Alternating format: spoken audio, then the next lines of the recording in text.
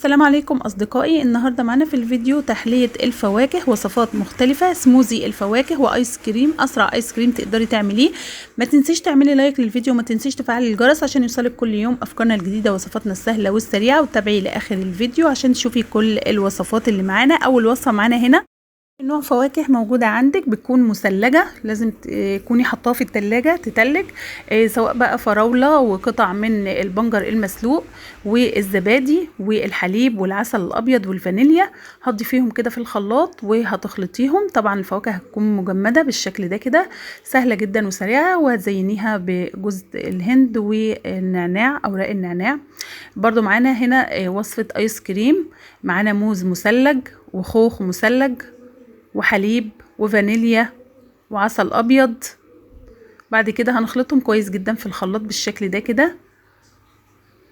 سهل جدا، ايس كريم، اسرع ايس كريم تقدري تعمليه.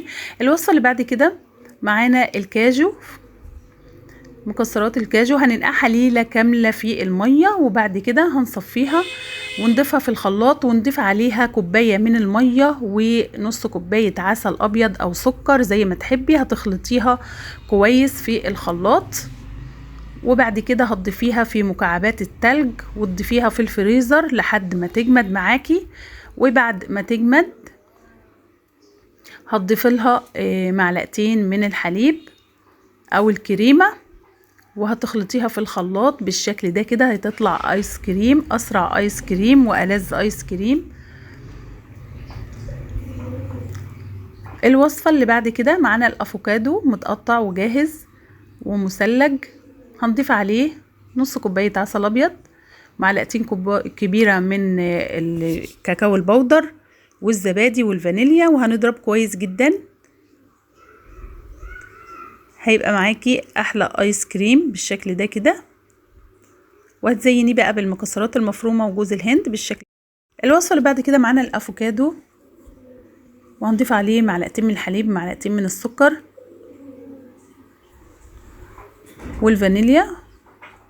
بعد كده هنضيف في نص الكوبايه كده قطع من الفواكه المجمده، التوت او الفراوله او اي قطع معاكي مجمده.